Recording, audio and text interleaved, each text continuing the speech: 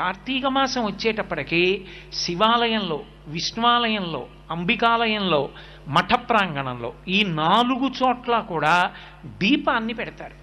మీకు 12 నెలలు ఉన్నప్పటికీ కూడా 12 నెలలలో ఏ నెలలో పెట్టే దీపానికి కూడా ఆ నెలతో దీపం పేరు లేదు.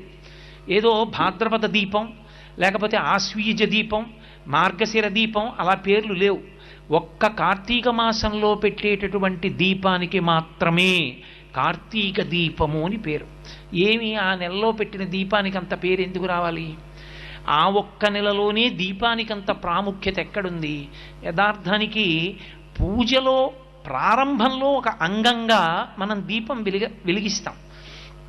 కానీ కేరళ రాష్ట్రంలో ఇప్పటికీ ఒక అలవాటు ఉంది. దీపం ఒక్కదాన్ని వెలిగించి దాని మీదకి అన్నపూర్ణని ఆవాహన చేసి పూజ చేస్తారు అక్కడ. కానీ మన వైపు ఆ ఆచారం లేదు. దీపం